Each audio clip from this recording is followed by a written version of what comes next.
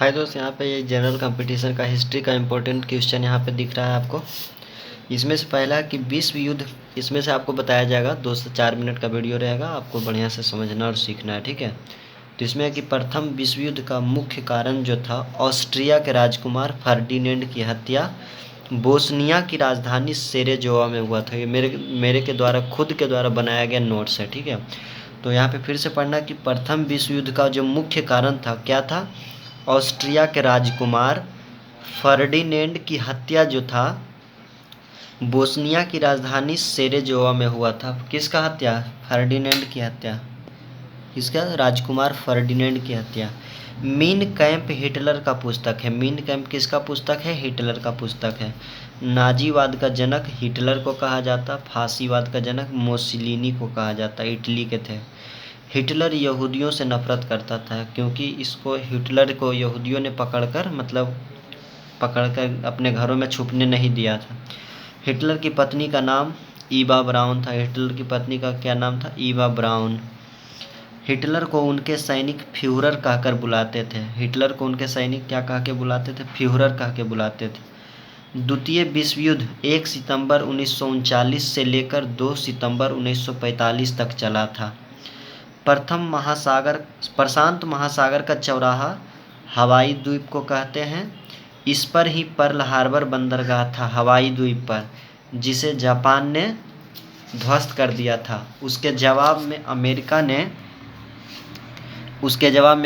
ने 6 अगस्त 1945 को हिरोशिमा पर लिटिल बॉय नामक का परमाणु बम गिराया और 9 अगस्त 1945 को नागासाकी पर फैट मैन नाम का परमाणु बम गिराया। 15 अगस्त को भी गिराने वाला था, 15 अगस्त 1945 को, लेकिन जापान ने सरेंडर कर दिया, इस वजह से नहीं गिराया। जो परमाणु बम का रेडिएशन होता है, उसका जो प्रभाव होता है 3000 साल तक होता है, ठीक है, 3000 साल तक। बोरिक एसिड के छिड़काव करने से रेडिएशन ज़मीन पर बैठ जाता है। जापान के पास अपनी सेना नहीं है। जापान की सुरक्षा अमेरिका करता है। जापान की सुरक्षा कौन करता? अमेरिका। हिटलर जॉइंट सुसाइड अपनी पत्नी ईवा ब्राउन के साथ कर लिया था, जॉइंट सुसाइड कर लिया था। बर्लिन की दीवार 1945 में बनाया गया और 1989 में तोड़ दिया गया। जर्मनी 1989 में स्वतंत्र हुआ। जब बर्लिन का दीवार 1945 में कहाँ था? तो जर्मनी में था। 1945 में बनाया गया और 1989 में तोड़ दिया गया। जर्मनी के सेनापति जनरल रोमेल को डिजर्ट फॉक्स कहा जाता था। डिजर्ट मतलब क्या हो जाता है? रेगिस्तान।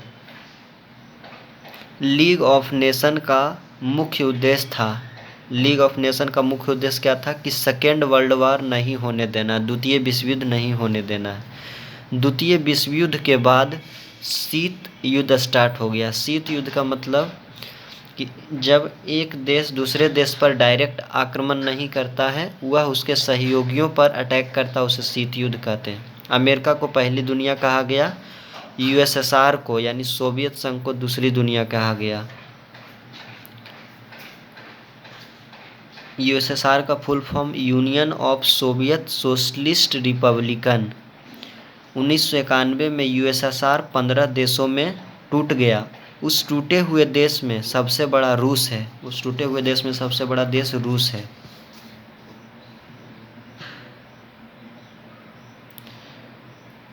अठारह से 1842 तक अफीम के व्यापार के लिए ब्रिटेन ने चीन पर आक्रमण किया। द्वितीय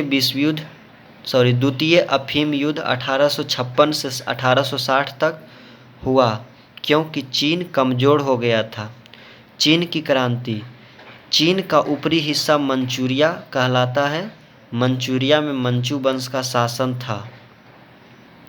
1911 में चीन में सन्यात सेन ने क्रांति प्रारंभ किया और 1912 में पार्टी का गठन किया, क्वेमिनटांग पार्टी का गठन किया सन्यात सेन ने। इसी पार्टी से अलग होकर कम्युनिस्ट पार्टी बन गया। इसका नेता जो था माओ त्से-तुंग था। इसी ने अरुणाचल प्रदेश के अक्साई चीन पे कब्जा, अरुणाचल प्रदेश जम्मू कश्मीर के अक्साई चीन पे माओ सेतुंग ने कब्जा किया और 1959 में तिब्बत पे कब्जा इसी ने किया। 1927 में अलग हुआ था ये जो कम्युनिस्ट पार्टी था। कम्युनिस्ट पार्टी को ही साम्यवादी पार्टी कहते हैं। ताइवान 1949 में अलग हुआ। यहीं क्या मतलब था, मतलब बाद में वहाँ से भागा गया यहाँ पे। ये जब कम्युनिस्ट पार्टी जब अलग हुआ तो शुरू में क्वेमिंटांग पार्टी था, वही उसको मतलब कम्युनिस्ट पार्टी मार काट करने लगे, तब यहाँ से भाग गया ताइवान में। माओ ने 1959 में तिब्बत और 1962 में अक्साई चीन को कब्जा कर लिया। चुड़ैलों का धावा फ्रांस की क्रांति से संबंधित है। चुड़ैलों का धावा कहाँ संबंधित है? फ्रांस की क्रांति से संबंधित है। इटली के एकीकरण में सबसे बड़ी बाधा ऑस्ट्रिया थी, यानी कि ऑस्ट्रिया नहीं चाहता था कि इटली का एकीकरण हो। इटली के जोसेफ मेजिनी ने कहा था कि समाज में क्रांति लाना है तो युवाओं को सत्ता सौंप दो। इन्हें ही इटली के एकीकरण का जनक कहते हैं। अर्थात इटली के एकीकरण का जनक किसे कहते हैं? जोसेफ मेजिनी को कहते हैं। जोसेफ मेजिनी को कहते हैं। इटली के एकीकरण में सबसे पहले सार्डिनिया आया था। इटली के एकीकरण में सबसे पहले कौन आया था? सार्डिनिया आया था।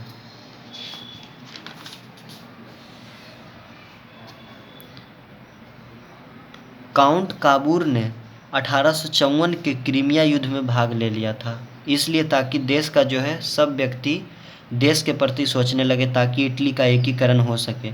इस युद्ध में घायल सैनिक का इलाज फ्लोरेंस नाइटिंगेल करती थी। इनको लेडी विथ द लैंप कहा गया। इनको सभी फौजी सिस्टर कहते थे, तभी से नर्स को सिस्टर कहा जाने लगा। इटली की समस्या को अंतर्राष्ट्रीय मंच पर काउंट काबूर ले गया था। इसे ही इटली का बिस्मार्क कहा जाता है। इटली का बिस्मार्क काउंट काबूर को कहा जाता है। लाल कुर्ती सेना का गठन गैरिबाल्डी ने किया। इसे इटली का एकीकरण की तलवार कहा जाता है। इटली के एकीकरण का तलवार गैरिबाल्डी को कहा जाता है। गैरिबाल्डी लाल कुर्ती सेना का गठन किया। इटली के एकीकरण का जनक जोसेफ मेजिनी। भारत का बिस्मार्क सरदार पटेल को, यानी सरदार वल्लभ भाई पटेल को कहा जाता है। इटली 13 टुकड़ों में बटा हुआ था। जर्मनी के लगभग 22 से 28 टुकड़ा हुआ था, मतलब टुकड़ा में था। यहीं तक आज पढ़ते हैं। ठीक है दोस्तों, कैसा लगा वीडियो कमेंट में ज़रूर करके बताइएगा। फिर इसके आगे का वीडियो हमारे द्वारा नोट्स जीके और जीएस के द्वारा बनाया गया रहेगा, वो अब डेली अपलोड होगा। ठीक है, जय हिंद।